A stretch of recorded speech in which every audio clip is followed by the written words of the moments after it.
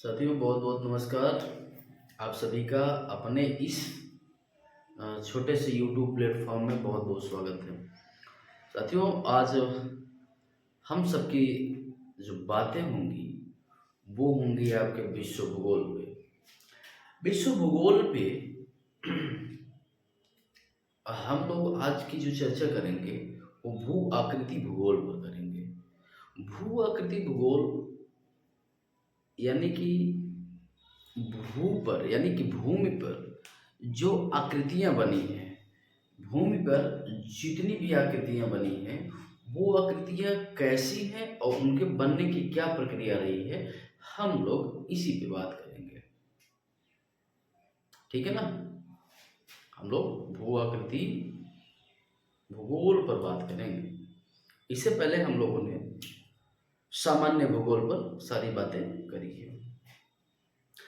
सामान्य भूगोल पे हम लोगों ने तकरीबन 6 से 7 क्लासेस में बातें की हैं। छोटे छोटे वीडियोज हैं, 10-15 मिनट, 20 मिनट, 25 मिनट ऐसे हैं। उसके बाद अब हम लोग आगे आ जाते हैं विश्व भूगोल में। आप जानते हैं विश्व भूगोल में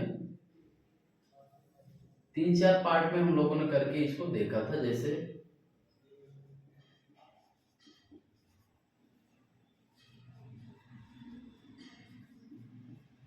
सामान्य भूगोल, ठीक है। सामान्य भूगोल के बाद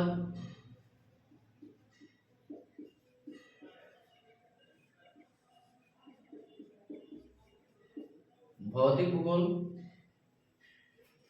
भौतिक भूगोल के बाद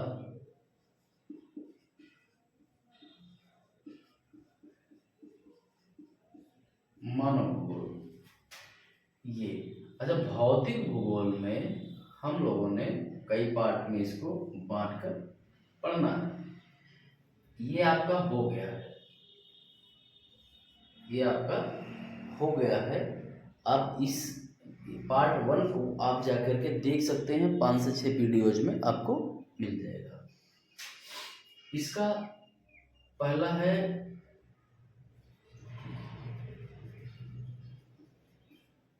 भू आकृति भूगोल और है जलवायु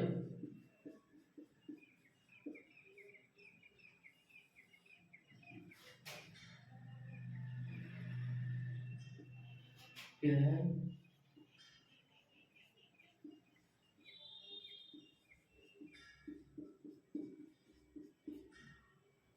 ये। अब हमारी जो चर्चा होगी वो इस पर होगी,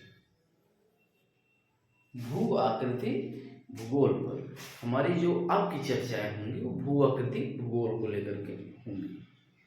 आप बिल्कुल ना घबराएं भाई, ऐसा कोई कंसेप्ट नहीं होगा भू आकृति भूगोल में या आपके पूरे विश्व भूगोल में, इवन आपकी इंडियन ज्योग्राफी में भी जो कंसेप्ट आपको समझ में ना आए।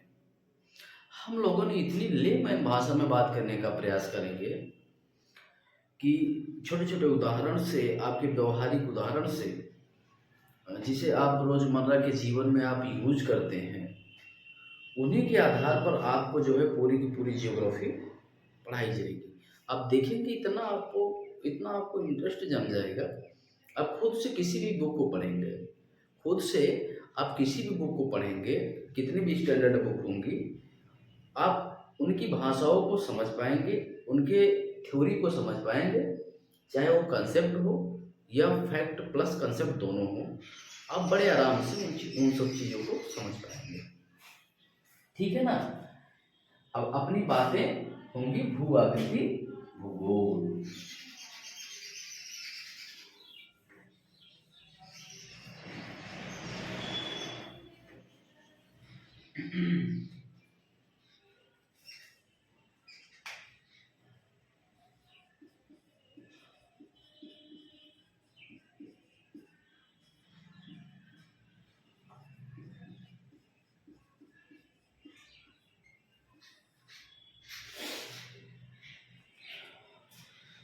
अब ये भू आकृति भूगोल है क्या?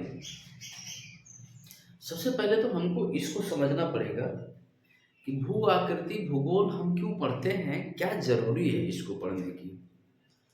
देखिए, सामान्य भाषा में आप समझें, भूमि पर, पूरे पृथ्वी पर जितनी आकृतियां बनी हैं, आपको पर्वत, पठार, मैदान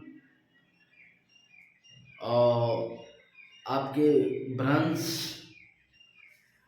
ठीक है, जितनी आकृतियां हैं, आप समुद्र में जाएंगे तो जो गर्त हैं और भी जो स्ट्रक्चर बने हुए हैं, आप रेगिस्तान वाले एरिया में जाएंगे तो बालू बालू से जो तमाम आकृतियां बनी होती हैं, उसको बनाने का काम हवा करती है। यानी कि हवा जब चलती है, आप देखते हैं रेगिस्तान वाले एरिया में हवा चलती है तो बालू को इकट्ठा करती है, वो किसी न किसी आकृति का निर्माण करती है। आप बर्फीली एरिया में जाएंगे तो बर्फ बर्फ के भी द्वारा आकृतियां तमाम बनती हैं। जैसे बर्फ है, बड़ी बड़ी ग्लेशियर हैं, उनमें पिघलकर कोई नदी आ रही है, एक हल्की रेखा में एक छोटी सी धारा प्रवाहित होती है, लेकिन धीरे धीरे समय के साथ जब वहाँ वेग बढ़ता है, दबाव बनता है और भी पानी का स्तर बढ़ता है, तो वो धीरे धीरे उसको काट देती है नीचे तक, ग्लेशियर को। तो आप देखते हैं इसको, आप वी आकार की घाटी, आई आकार की घाटी, इस टाइप के आप नाम सुनेंगे अभी आगे। ये हुआ। उसके बाद आप वो क्या बोलते हैं, गुफा आकृति को आप देखेंगे। इसमें गुफा में भी कुछ आकृतियां बनती हैं, जहाँ चूना डोलोमाइट जैसे जो है धातु होते, वो तत्व होते हैं, वहाँ आप इस टाइप की आकृतियां देखेंगे, स्तंभ जैसी बनेंगी उसमें भूमि के नीचे। तो इन सब आकृतियों के पीछे क्या कारण रहे हैं, उसको हम लोग बखूबी बहुत आराम से समझते हुए चलेंगे। आप बिल्कुल मत घबराएं, क्योंकि आप हैं मेरे साथ, मैं हूं अजीज सर। आपको एक एक कंसेप्ट आपकी भाषा में समझाऊंगा, आपको कभी बोर भी नहीं होगा। चलिए, अभी हम लोग भू आकृति भूगोल पर बात कर रहे हैं। तो सबसे पहली बात यह है, भू आकृति के बारे में जानने के लिए, भू आकृति को बारे में हम लोग जानेंगे तब जब भूमि के बारे में हम लोग जान लेंगे। यानी कि भूमि पर बनी आकृतियां, जैसे आपके परिवार को समझने के लिए, आपके परिवार को देख करके तत्कालिक रूप से किसी फैसले को नहीं कोई ले सकता। आप वो सोचेगा कि ये परिवार है, लेकिन इसमें क्या करैक्टर है, क्या इनका चरित्र रहा है, पीछे के क्या इतिहास रहा है, इनके संस्कार क्या रहे हैं, तमाम सारी चीज़ें जानने के लिए आपके पुराने पूर्वजों के बारे में थोड़ी बहुत जानकारी वो लेने का प्रयास करेगा। कि एक दो पीढ़ियाँ या 10-20-50 साल पीछे जाकर के इनके दादा बाबाओं ने क्या किया था, उनके क्या यहाँ के स्टैंडर्ड रहे हैं समाज में, इन सब सारी चीज़ों को जानने का प्रयास करेगा। क्योंकि कहते हैं कि जिनकी पीढ़ियाँ सही होती हैं, उनके जिनके पूर्वज ठीक ठाक स्तर पे होते हैं, उनकी पीढ़ियाँ ठीक ठाक काम करती हैं, ठीक ठाक स्तर पे होती हैं आगे। तो इसलिए हम अगर भूमि पर बनी हुई आकृतियों को जानेंगे तो सबसे पहले हम भूमि को ही जान लेते हैं, इस अर्थ को ही जान लेते हैं कि इसकी संरचना क्या है। अगर आप अर्थ की संरचना, स्ट्रक्चर को नहीं जानेंगे तो आप इनमें बनने वाली आकृतियों को कैसे समझ पाएंगे। आपको अर्थ पे बनी आकृतियों को अगर समझना है तो जाहिर सी बात है, आप अर्थ के स्ट्रक्चर को समझ लीजिए। तो क्या फैक्टर काम करते हैं स्थल के निर्माण में, तो आपको समझ में आ जाएगा। चलिए ठीक है, हम लोग अब बात कर लेते हैं भूमि की संरचना में, यानी कि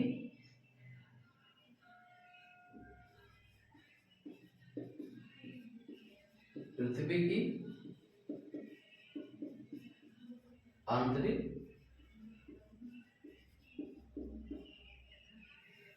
संरचना के बारे में, ठीक है ना।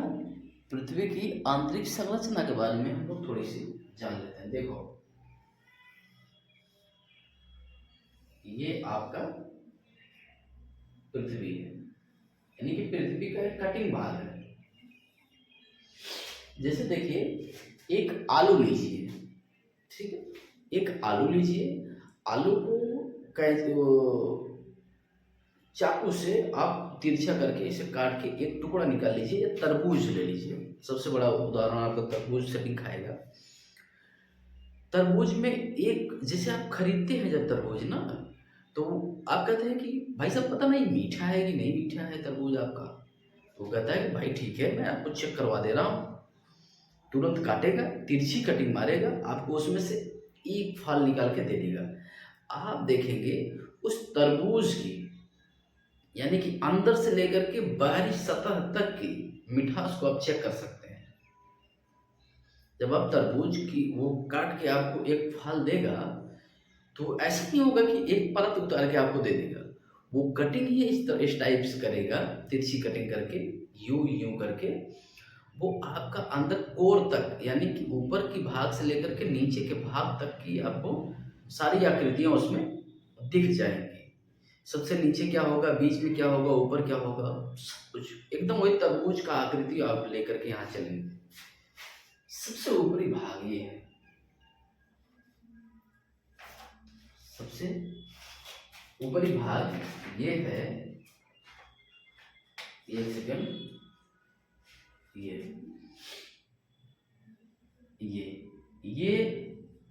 30 से 50 किलोमीटर माना जाता है, जिसको हम क्या कहते हैं,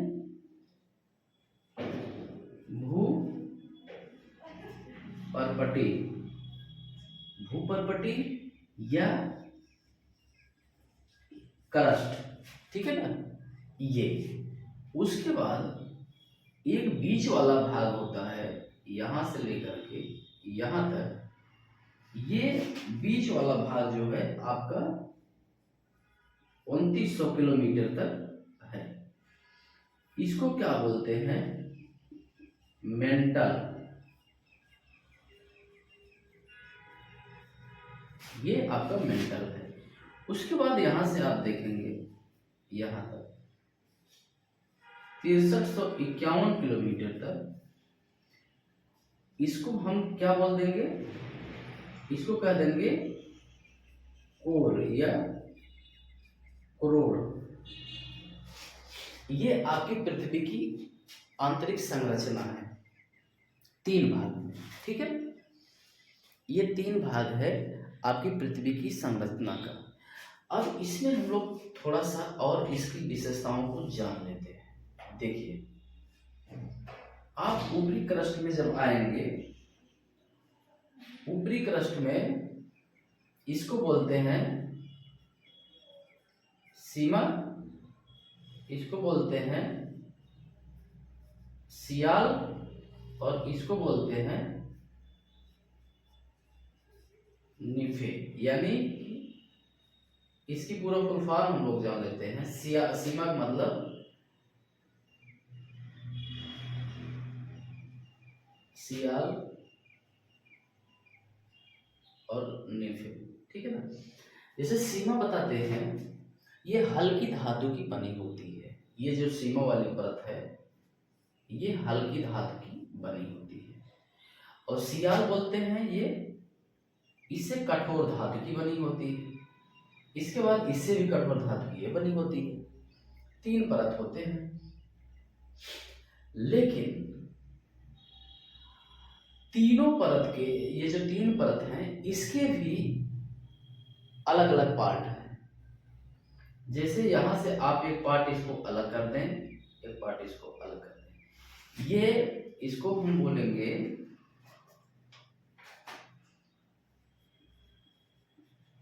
ऊपरी मेंटल, इसको निचला मंडल, इसको ऊपरी कोर, इसको निचला कोर, ठीक है ना, दो भाग। अब देखिए यहां आप देखेंगे, यहां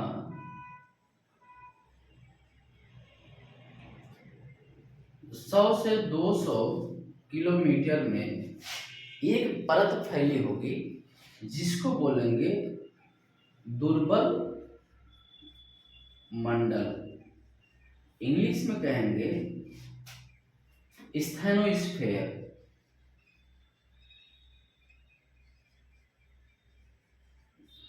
स्थैनोस्फेयर, देखो दुर्बल मंडल जो है इसकी एक अपनी एक विशेषता है कि ये लिक्विड फॉर्म में है, यानी कि तरल अवस्था में आपका दुर्बल मंडल है। इसके ऊपर ये क्रस्ट ये ठोस अवस्था में है, ठीक है ना, और ये भी ठोस अवस्था में ही है, लेकिन निचला हिस्सा ठोस अवस्था में है, ऊपरी वाला जो कोर है ये तरल अवस्था में है। इसीलिए चुंबकीय बल का जो है हमारे पृथ्वी में जो बोलते हैं कि चुंबकीय बल कार्य करता है, यही से चुंबकीय बल का जो है प्रोडक्शन होता है, उत्पत्ति होती है। क्योंकि जब पृथ्वी हमारी घूर्णन करती है अपने एक्सिस पे, तो आप जानते हैं ये ठोस अपनी जगह स्थिर होता है, लेकिन लिक्विड जो है लिक्विड मूव करता है, ठोस के ऊपर लिक्विड जो है मूव करता है। उसी मूविंग की वजह से चुंबक का निर्माण होता है, चुंबकीय बल का निर्माण होता है, ठीक है। अब देखिए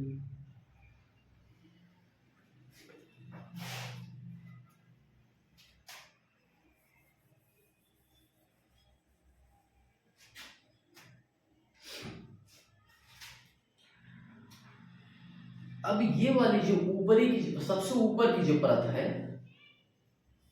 इसको हम कहेंगे कोनार्ड परत, ठीक है। एक परत ये है जो 50 किलोमीटर के अंदर में है, इसको हम लोग बोलेंगे मोहो परत। एक परत है ये आपको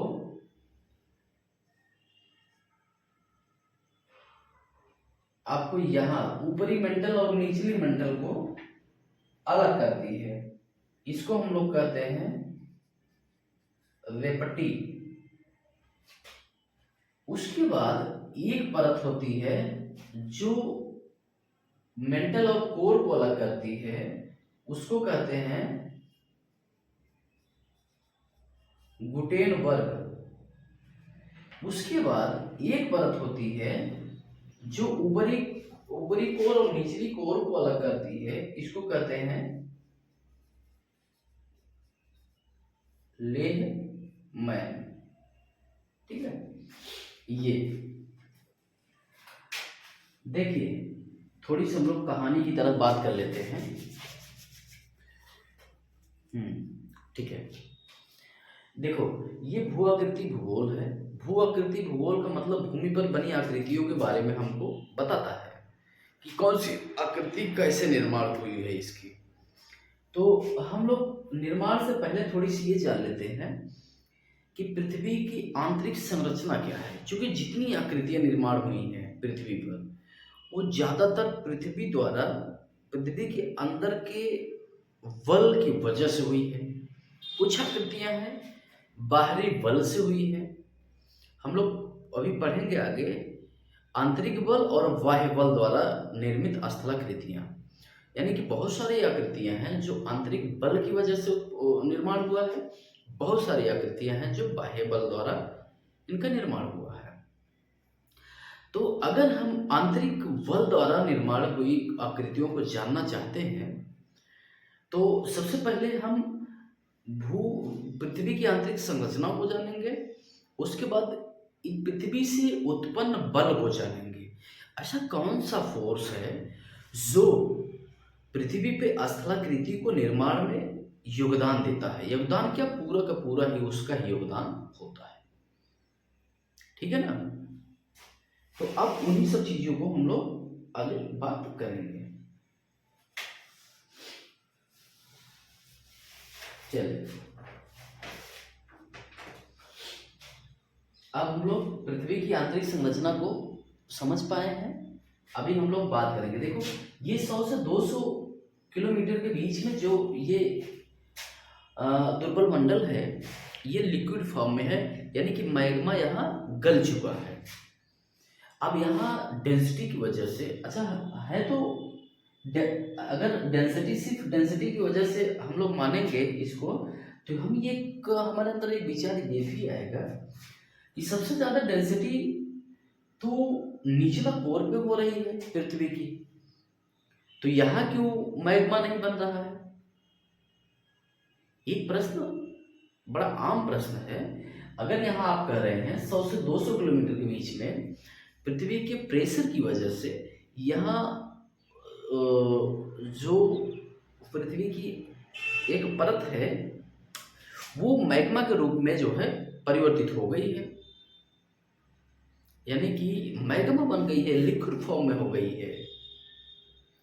तो आखिर ये बन गई है, इससे ज्यादा प्रेशर तो नीचे वाले पे है, निचला कोर पे। ये क्यों नहीं हुई? ये इसलिए नहीं हुई कि प्रेशर जितना बढ़ेगा, यहाँ ऊपर कम प्रेशर है इसलिए यहाँ पिघल गई, लेकिन जितना दबाव बनेगा किसी भी वस्तु में, जितना आप दबाएंगे वो उतना सॉलिड होती चली जाएगी। जब सॉलिड हो जाएगी तो वो पिघलेगी नहीं। ठीक है ना? चलिए थोड़ा सा आगे हम लोग बात करते हैं। हम लोग आंतरिक संरचना को समझ पाए हैं। अब बात हमारी बढ़ रही है आगे। ठीक है ना?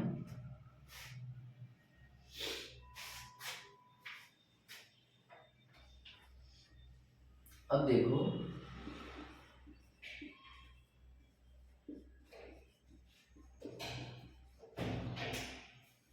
अब ये जो आकृति है, हम लोग ये जो पृथ्वी की आंतरिक संरचना को हम लोग बनाए हैं, अब इस संरचना को हमको कैसे पता चला? यानी कि ये पृथ्वी जो है, उसको थोड़ा चटक कर देते हैं।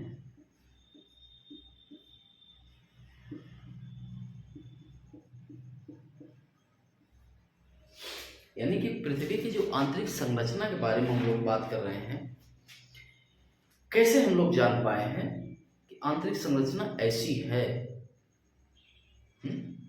ठीक है ना? तो हम लोग अब उन सोर्सेस के बारे में थोड़ा सा जांचेंगे कि कौन से सोर्स बताते हैं कि एग्जैक्ट पृथ्वी की आकृति यही है अंदर की। चलो देखिए, अभी तक जानने के लिए दो ही सोर्स हमारे पास हैं। एक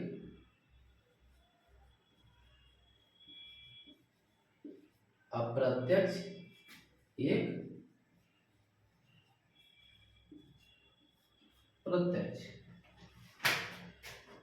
देखो, प्रत्यक्ष स्रोत में हम लोग 12 से 17 किलोमीटर ही समझ पाए हैं अभी तक। प्रत्यक्ष रूप से 12 से 17 किलोमीटर तक ही गहराई तक हम लोग जांच पाए हैं।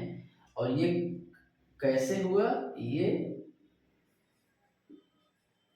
ड्रिलिंग द्वारा हुआ। ठीक है? खुदाई के माध्यम से, यानी कि पाइप डाल करके अंदर तक किसी भी मशीन से ड्रिल करके हम लोग यहाँ तक पहुंच पाए हैं, 17 किलोमीटर तक पृथ्वी के अंदर। ये प्रत्यक्ष रूप से हम लोग कर पाए हैं। लेकिन अगर इनडायरेक्ट रूप से हम लोग, लेकिन एक चीज आप जान लीजिए, ये प्रत्यक्ष रूप से जो हम लोगों ने जानकारी इकट्ठा की है, ये पृथ्वी की आंतरिक संरचना को जानने में पर्याप्त नहीं है। चूंकि आप देख रहे हैं पृथ्वी की आंतरिक संरचना जो है हजारों किलोमीटर नीचे तक है, हम लोग 17 किलोमीटर ही पहुंच पाए हैं। तो कैसे पूरी संरचना के बारे में जानकारी मिल पाई है? तो उसके लिए और भी सोर्सेज हैं जिसको हम बोलते हैं अप्रत्यक्ष, जिसे हम नहीं किए हैं, इनडायरेक्ट रूप से कोई और बताया है। कौन बताया है अभी आगे हम लोग बात करते हैं। अप्रत्यक्ष रूप से क्या है? जैसे घनत्व, जैसे दबाव, जैसे तापमान, ठीक है, ये सारी चीजें हमको बताते हैं, ठीक है, ये सारी चीजें हमको बताने का प्रयास करते हैं कि पृथ्वी के अंदर की संरचना कैसी है, ठीक है। जैसे अभी आगे हम लोग पढ़ेंगे भूकंपीय तरंगे, वो मेन चीज है भूकंपीय तरंगे जो बताती हैं इन सबको कि पृथ्वी की कौन सी संरचना कहाँ पे कैसी है, ठीक है। अभी हम लोग आगे पढ़ेंगे। तो अप्रत्यक्ष जो है, थोड़ी सी हम यहाँ करेक्शन करना चाहेंगे। जैसे अप्रत्यक्ष को हम लोग दो भागों में बांट लेते हैं। पहले एक हो गया प्राकृतिक,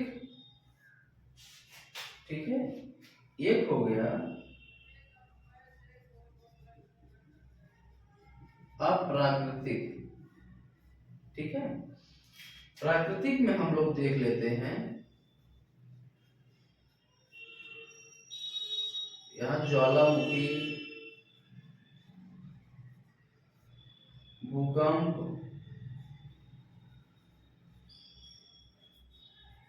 एवं भूकंपी तरंगे, ठीक है, ये प्राकृतिक रूप से जानने का स्रोत है। अब प्राकृतिक रूप से क्या है? जैसे घनत्व, तापमान,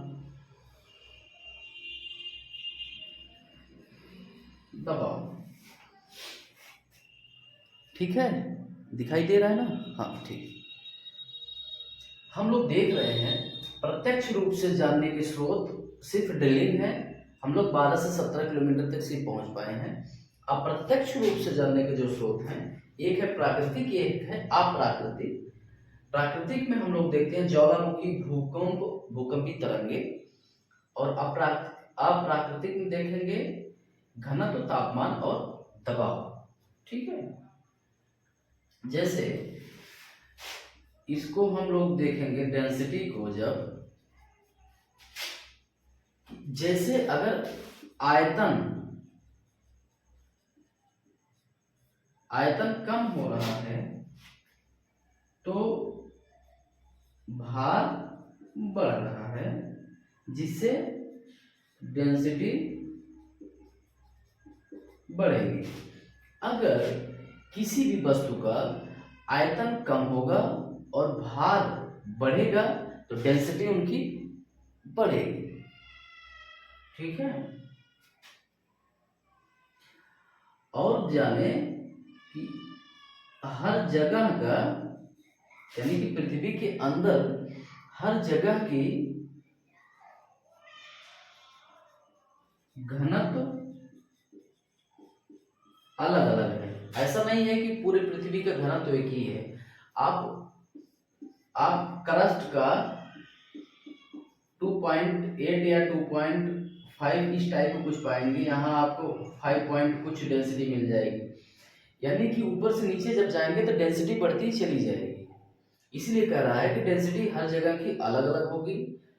अगर आयतन जहाँ कम होगा, भार अधिक होगा, तो वहाँ डेंसिटी जाहिर सी बात है बढ़ेगी। ठीक है। अब यहाँ एक चीज और देख ले, ठोस। ठोस जो होता है इसका घनत्व बढ़ता है, ठोस का घनत्व बढ़ता है। ठीक है।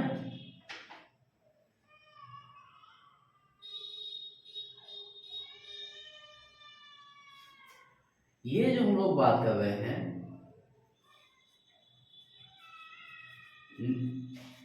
दिखाई दे रहा है,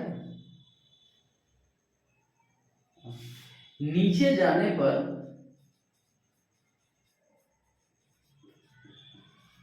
घनत्व बढ़ता है। जैसे पृथ्वी के हम लोग नीचे जाएंगे तो घनत्व बढ़ता है। इससे पता चलता है कि नीचे जो है, पृथ्वी में नीचे कहीं न कहीं ठोस मटेरियल से बनी है। अगर ठोस मटेरियल से नहीं बनी होती पृथ्वी तो नीचे जाने के बाद घनत्व तो नहीं बढ़ता, ये तो जाहिर सी बात है। इसलिए नीचे जाने पर घनत्व तो बढ़ रहा है, इसका मतलब पृथ्वी नीचे कोर में ठोस है। ठीक है। चलिए, ये हो गया घनत्व। अब हम तापमान पे बात कर लेते हैं। चलिए इसको मिटा दे रहे हैं, नोट कर लीजिए, स्क्रीनशॉट ले लीजिए, नोट करते रहना।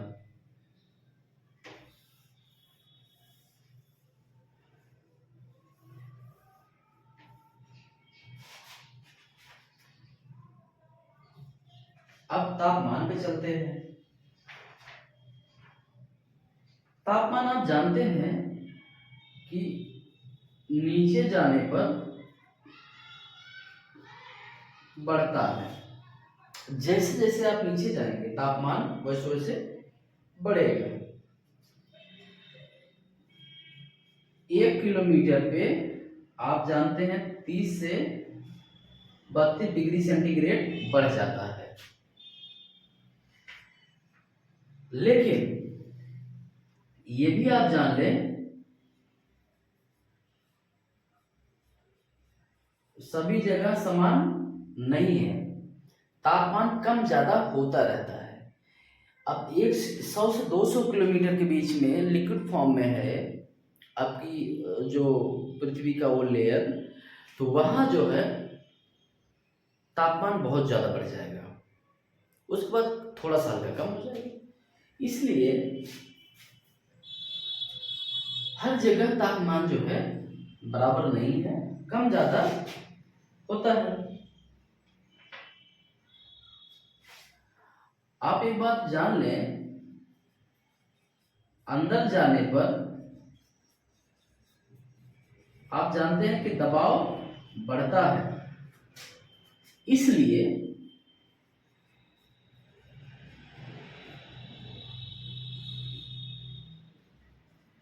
चट्टानें पिघलती नहीं है, इतना दबाव हो जाता है कि वो पिघल ही नहीं पाती हैं, इतनी डेंसिटी हो जाती है।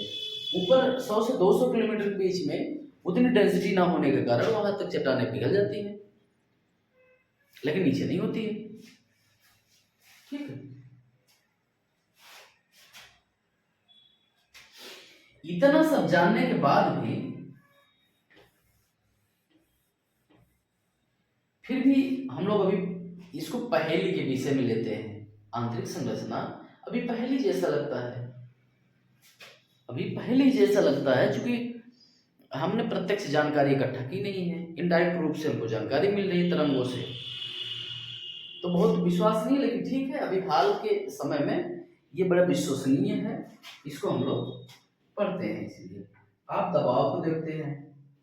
आप जानते हैं जितना दबाव बढ़ेगा घनत्व उतना ही बढ़ेगा, जितना दबाव बढ़ेगा उतना घनत्व बढ़ेगा। चलिए,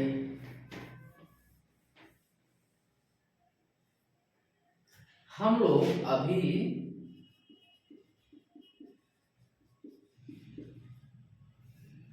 आप प्राकृतिक के बारे में जाने हैं। अब हम चलते हैं यहाँ प्राकृतिक स्रोतों पर। अब इसको मिटा दें, चूंकि जगह ज्यादा लगेगा, आप इसके साथ ले लें।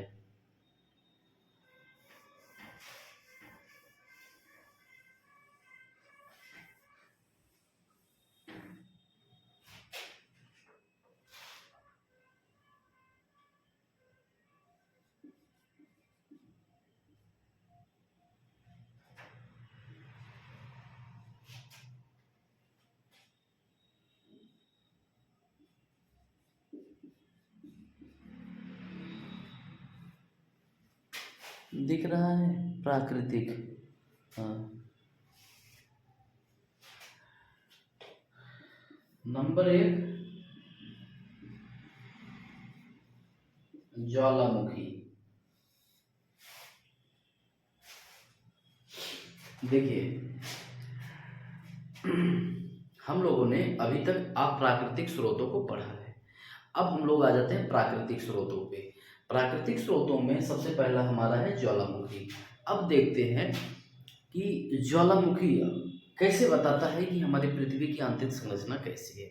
अभी तक हमको ताप, दाब और घनत्व, 3 चीज़ों से हमको थोड़ी सी जानकारी मिली है कि पृथ्वी की आंतरिक संरचना कैसी है। अच्छा, ये ताप, दाब और घनत्व तीनों को बताता कौन है? हमारी तरंगे बताती हैं। क्योंकि तरंगे जिस तरह से गमन करती हैं, वो अपना कैरेक्टरिस्टिक लेकर के चलती हैं कि उनका चरित्र कैसा है। उससे हम लोगों ने पता लगाया है कि हाँ, ये वहाँ वहाँ गमन नहीं करी होगी, इसलिए वहाँ वो इस टाइप की चट्टानें थी। वो वहाँ से होकर के गुजरी थी, इसलिए वो वहाँ की ये चट्टानें थी। वो अपनी विशेषता, चट्टानों की विशेषता लेकर के ऊपर तक आती हैं। उसी तरंगों के माध्यम से हम आंतरिक संरचना के बारे में काफ़ी हद तक ऑथेंटिक जानकारी जो है इकट्ठा कर पाए हैं। तो चलिए, अभी तरंगों के हम लोग बाद में पढ़ते हैं। सबसे पहले हम पढ़ते हैं ज्वालामुखी।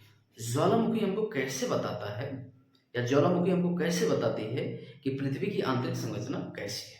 चलिए, अच्छा, अभी हम लोगों ने बात किया है ज्वालामुखी।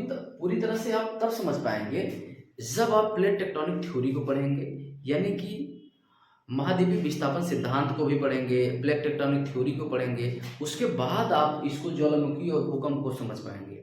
लेकिन अभी हम लोग एक सामान्य तरीके से, चूंकि ये फैक्टर हैं, तो फैक्टर के निगाहों से हम लोग इसको देख लेते हैं। ज्वालामुखी कैसे बताता है कि भूमि की जो आंतरिक संरचना है कैसी है। ठीक है, देखिए, ज्वालामुखी जो है ये एक मैग्मा का संग्रह है। मैग्मा किसे कहेंगे? देखिए, हम अभी बात किए हैं, ये पृथ्वी के क्रस्ट के नीचे जैसे आप आएंगे मेंटल में, आप मेंटल में देख रहे हैं यहाँ 100 से 200 किलोमीटर में, इसको कहते हैं दुर्बल मंडल या अर्ध तरल मंडल। ठीक है, इस मंडल में मैग्मा जमा हुआ है। ठीक है ना, मैग्मा जमा हुआ है। और देखिए, जो प्लेट हैं, हम बात किए हैं, अभी बात नहीं किए हैं, बात आगे हम लोग करेंगे। इस टाइप की बहुत सारी प्लेटें हैं। ठीक है, इस टाइप की पृथ्वी कई प्लेटों में डिवाइड है, जिसे हम 7 सबसे बड़े प्लेट और न जाने कितने सैकड़ों, यानी कि सैकड़ों प्लेटें छोटी हैं, बाकी 7 सबसे बड़ी प्लेटें हैं। ज़्यादातर हम 7 प्लेटों के बारे में पढ़ेंगे। तो ये प्लेटें मूव करती हैं। मूव करने का क्या इनका डायरेक्शन रहा है? एक ये आमने सामने, एक ये अगल बगल, एक ये एक दूसरे से दूर। ठीक है, इनको कहते हैं अभिसारी, इनको कहते हैं संरक्षी, इनको अपसारी। देखिए, प्लेटें कभी कभी ऐसा होता है कि वो मूव करने के दौरान, मूव करने के दरमियान वो कभी कभी एक दूसरे से टकरा जाती है। अभिसारी, जब टकरा गई तो उनमें कंपन उत्पन्न होगा। कंपन उत्पन्न होने के बाद भी जिस प्लेट की डेंसिटी जितनी ज़्यादा होगी वो नीचे चली जाएगी, हल्की प्लेट उनको उनके ऊपर चढ़ जाएगी। ऐसे ये जो उठी हुई आकृति है, यही भू आकृति है। जैसे हिमालय, जैसे भारत में हिमालय या और पर्वत या पठार बनते हैं। कोई भी आकृति जब ऊंची उठ जाती है उसी को हम लोग पर्वत या पठार कहते हैं। एक उनकी मैक्सिमम ऊंचाई जो होती है उसको पर्वत कहते हैं, उससे हल्का सा नीचे होती है उसको पठार कहते हैं। ठीक है ना। तो देखिए ये प्लेटें मूव करती रहती हैं। एक संरक्षी एक प्लेट ये होती है कि ऐसे जा रही है लेकिन बगल से घसनते हुए निकल जाएगी, लेकिन जब घिसनेगी घर्षण होगा तो यहाँ भी भूकंप आएगा।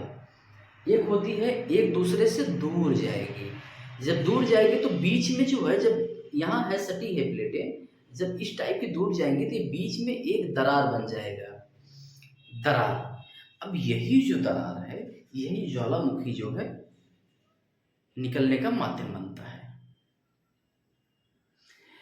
जब ये दो प्लेटें एक दूसरे से दूर जाएंगी, जैसे ये प्लेटें हैं इनका डायरेक्शन ये है, तो आप जान रहे हैं ये क्रस्ट जो है यही है कई प्लेटों में बना हुआ है। यही क्रस्ट जो है कई प्लेटों में डिवाइडेड है, लेकिन जब ये क्रस्ट की प्लेटें आमने सामने या अगल बगल या आगे पीछे जब होती हैं तो भूकंप आता है। यही जब इस टाइप की अगल बगल जा रही हैं, यानी कि दोनों दो दिशाओं में जब जा रही हैं, विपरीत दिशाओं में, यहाँ आप नीचे जानते हैं 100 से 200 किलोमीटर तक आप जानते हैं कि ये तरल मंडल है। यहाँ मैग्मा भरा हुआ है ठूस ठूस के। जैसे दूर गई तो ये मैग्मा एक संवहनीय वे में चल रहा है। संवहनीय वे का मतलब इस तरह से, इस तरह से। ठीक है। फिर यहाँ अभी पूरी आकृति आपको हम बना देते हैं, फिर समझ में आएगा। अभी हम लोग आगे ज्वालामुखी बढ़िया से पढ़ेंगे, लेकिन अभी आप थोड़ा सा फैक्टर के तौर पे आया है तो बता देते हैं।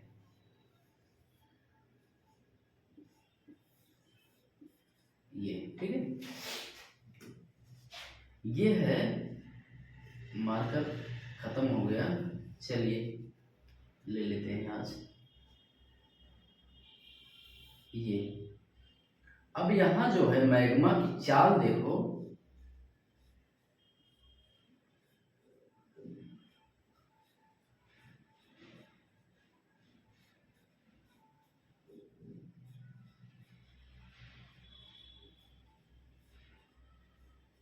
ये यानी कि इनका डायरेक्शन ही यही है, इनका डायरेक्शन यही है। ठीक है ना।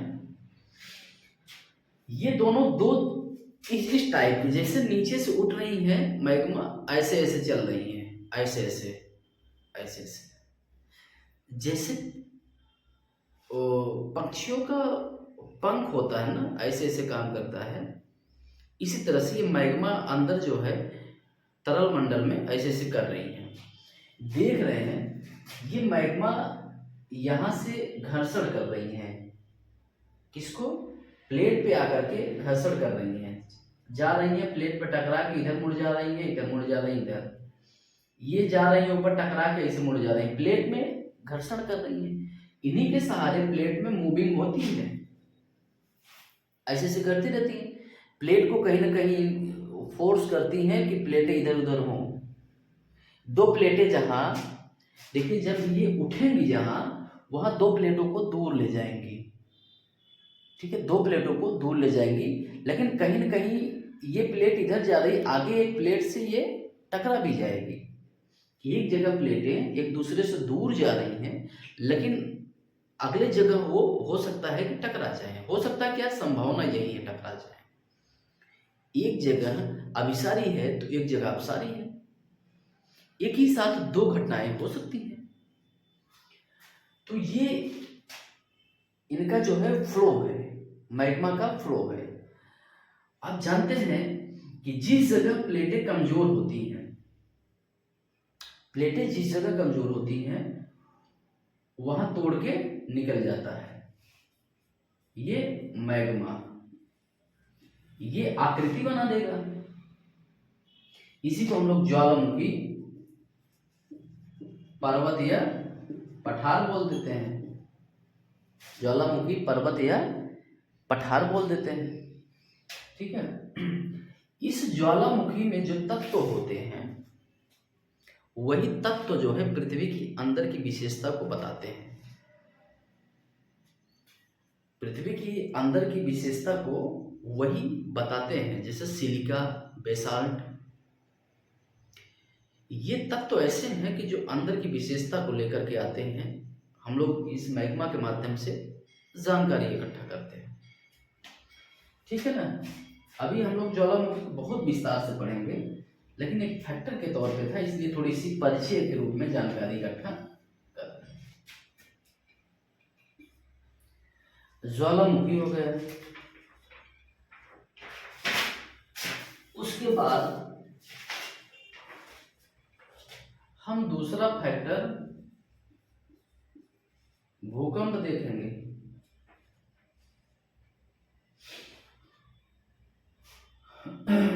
भूकंप देखिए, भूकंप एक तो जहां ज्वालामुखी क्रिया होती है वहां भूकंप आते हैं। जब प्लेटें एक दूसरे से दूर जाएंगी तो मैग्मा बाहर आएगा तो भूकंप आएगा। और प्लेटें जहां टकराएंगी वहां भी भूकंप आएगा। चूंकि टकराएंगी प्लेटें, प्लेटों पे कंपन होगा, कोई आकृति बनेगी, यहाँ पे भूकंप आएगा। एक तो जब आकृतियां बन गई, एक प्लेट नीचे दब गई, एक प्लेट ऐसे है, यहाँ जो घर्षण हो रहा है, ये प्लेटें धीरे धीरे जब नीचे यहाँ जो है नीचे जो हमारा नाखून है, यहाँ जो डुल रहा है, यहाँ जो नीचे जाएंगी, जैसे तरल मंडल में जाएंगी तो वहाँ पिघलेंगी। क्योंकि वहाँ 100 से 200 किलोमीटर तक सिर्फ मैग्मा है। वहाँ जब पिघलेंगी, ये पिघलेंगी फिर नीचे जाएंगी, पिघलेंगी फिर नीचे जाएंगी, पिघलेंगी फिर नीचे जाएंगी। ये जो नाखून पे यहाँ जो घर्षण हो रहा है, यहाँ पे यही घर्षण जो है ये बीच बीच में भूकंप लाता रहता है उस एरिया में। भूकंप के कई कारण हैं। ठीक है ना। हम लोग भूकंप बस सामान्य तरीके से जान लेते हैं। भूकंप यही है, पृथ्वी पे प्लेटों का कंपन। ठीक है। अब भूकंप जब आता है तो कुछ तरंगों को लेकर के आता है। यानी कि जहां भूकंप आएगा, जैसे जहां टकराई, जहां से उठा हो भूकंप, कुछ वेव होती हैं। उन्हीं वेव के माध्यम से हमको पता चलता है भूकंप। तरंगे एक तो प्राइमरी, एक सेकेंडरी, एक टर्सरी, यानी कि प्राथमिक तरंग, द्वितीय तरंग, तृतीय तरंग। ये जो प्राइमरी तरंग है ये ठोस, द्रव, गैस तीनों में गमन करती है। ये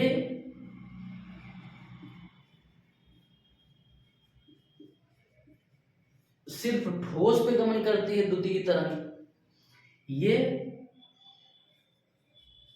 ये सतह पर, ये तीसरी जो परत है, तीसरी जो वेव है, ये परत पर काम करती है। दो तरंगे पृथ्वी के अंदर से आती है, एक परत, एक जो है ऊपर। ये ऊपर वाली बड़ी विनाशकारी होती है। इस तरंग से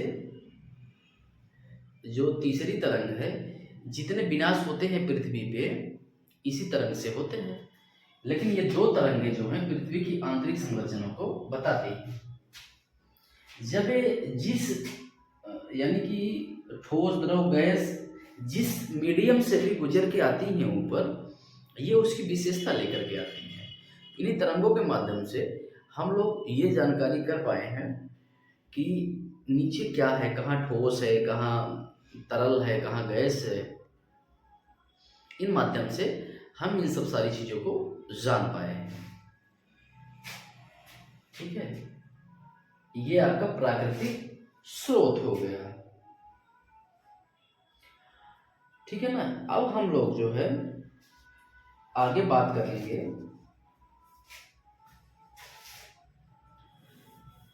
स्रोत के बारे में आप जान लिए। अब आगे हम लोग बात करेंगे विस्तार से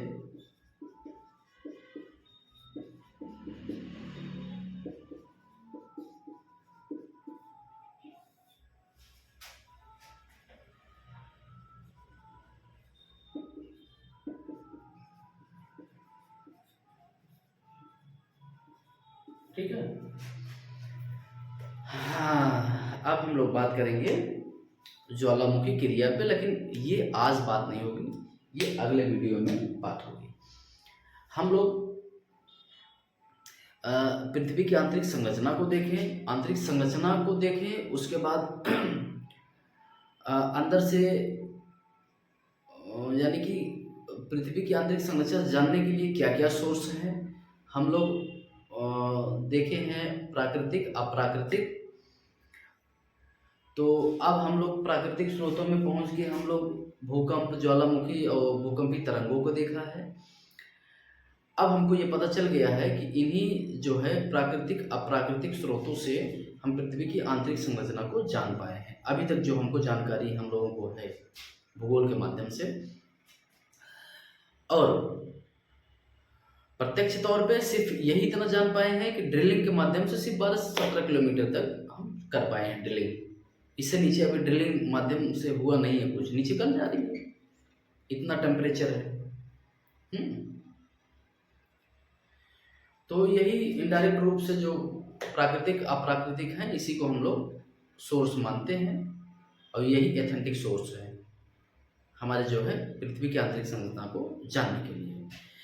अब जो है हम लोग अब ज्वालामुखी पढ़ेंगे, ये अगले वीडियो में आएगा। इतनी सामान्य भाषा में हम लोग पढ़ाएंगे, या आप पढ़ेंगे भी, आपको समझ में भी आएगा कि आप जियोग्राफी में यूट्यूब पे सर्च करके आप देखेंगे, आपको इतना व्यवहारिक तरीके से पढ़ाने वाला बहुत कम मिलेगा।